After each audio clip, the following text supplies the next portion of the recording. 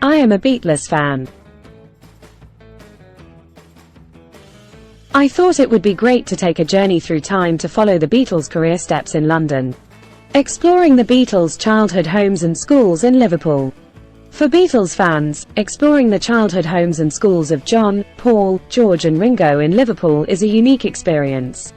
It is a chance to get a glimpse into the lives of the four lads who went on to become one of the most influential bands in music history.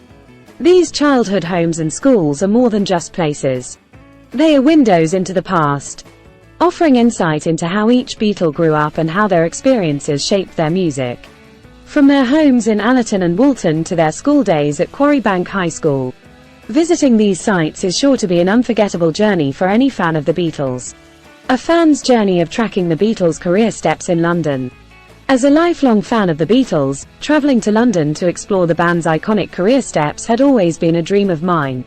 From the legendary Abbey Road Studios to the vibrant street where the band members once lived, I was determined to experience it all. Exploring the Beatles' roots in London. London has always been an important part of the Beatles' history and one of my favorite places to visit. It was in the city where they formed, took their first steps as a band and found success. Fans of the Beatles often come to London to trace the footsteps of their favorite band and explore its roots. This video will provide an insight on how the Beatles started off in London and how it shaped their career. We will also look at some of the places associated with them, as well as other interesting facts about their time in the city. Join us on this journey as we take a closer look at the beginnings of one of the biggest bands ever. The Beatles' rise to fame in London. The Beatles' rise to fame in London is a remarkable story that has been told and retold for decades.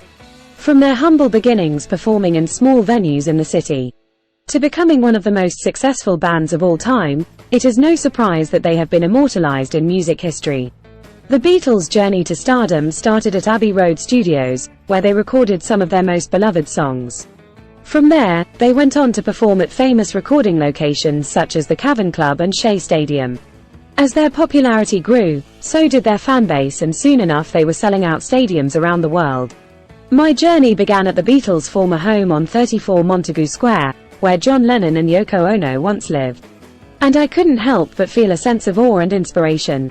Next, I made my way to the famous Abbey Road Studios, where the Beatles recorded their legendary albums. As I crossed the iconic zebra crossing, I felt like a part of music history, just like the countless fans who had come before me. The studio itself was closed for tours, but I was still able to take in the vibrant energy of the area and snap some photos in front of the iconic Abbey Road sign.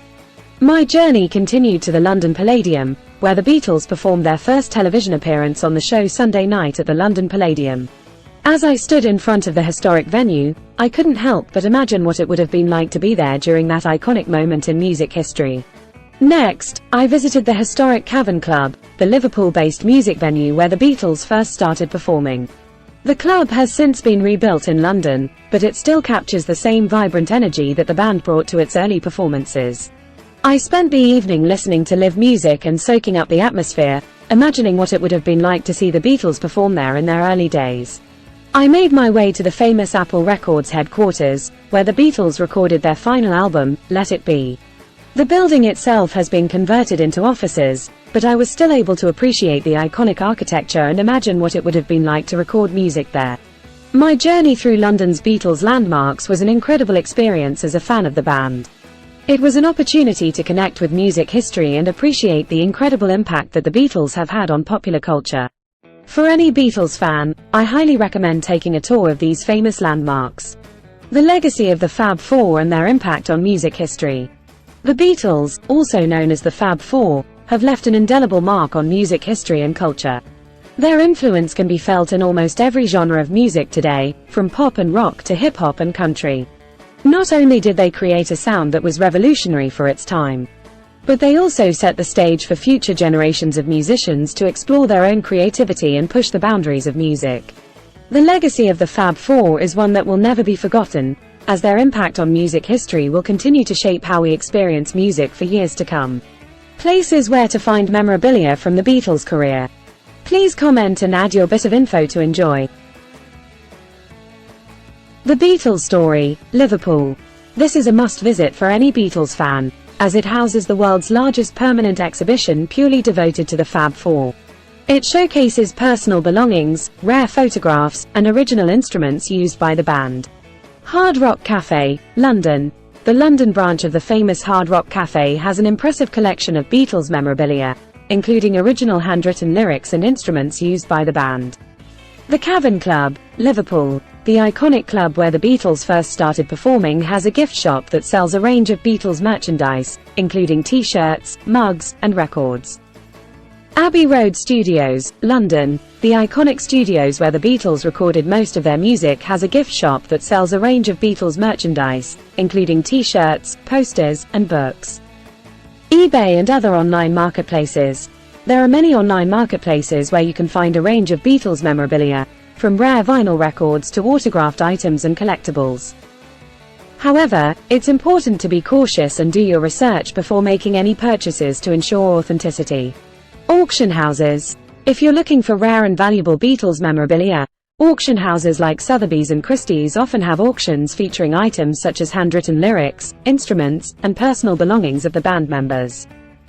Beatles festivals and conventions. Attend a Beatles festival or convention, such as the Liverpool Beatles Festival or the Chicago Fest for Beatles fans, where there are usually many vendors selling Beatles memorabilia, as well as guest speakers and performances. These events also offer a chance to connect with other Beatles fans and share your love for the band. Some weird and unusual facts about the Beatles. The band's original name was The Quarrymen, which was inspired by their school, Quarry Bank High School. Eleanor Rigby was based on a tombstone that Paul McCartney saw in a cemetery, which read, Eleanor Rigby, died aged 44. The Beatles were the first band to have their lyrics printed on the back cover of an album with their 1967 release. Sgt. Pepper's Lonely Hearts Club Band. John Lennon's middle name was actually spelled Winston, but he changed the spelling to Ono after marrying Yoko Ono. The Beatles song, Hey Jude, was originally written as Hey Jules, to comfort Julian Lennon, John's son, during his parents' divorce.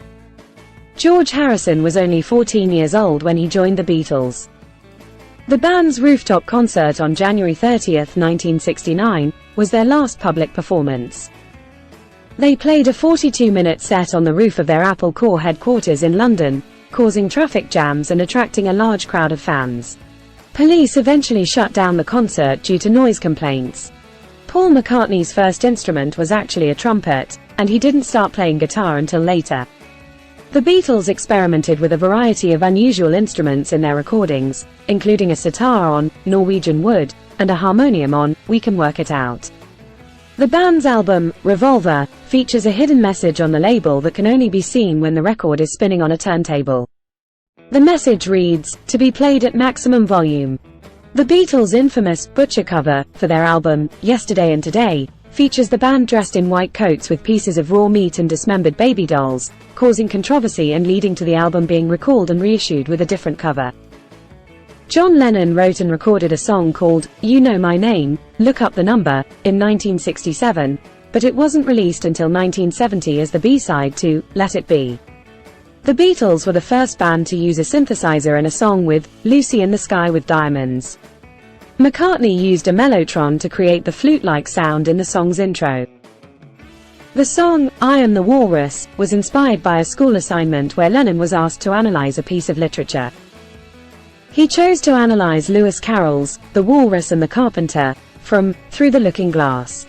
The Beatles' final album, Let It Be, was originally intended to be called Get Back, and was meant to be a return to the band's roots with a live, raw sound.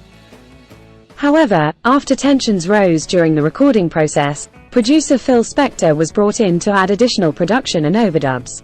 This led to a more polished sound on the final album. Despite the tensions, the band did perform a live concert on the rooftop of Apple Corps during the recording sessions, which was filmed for the documentary of the same name.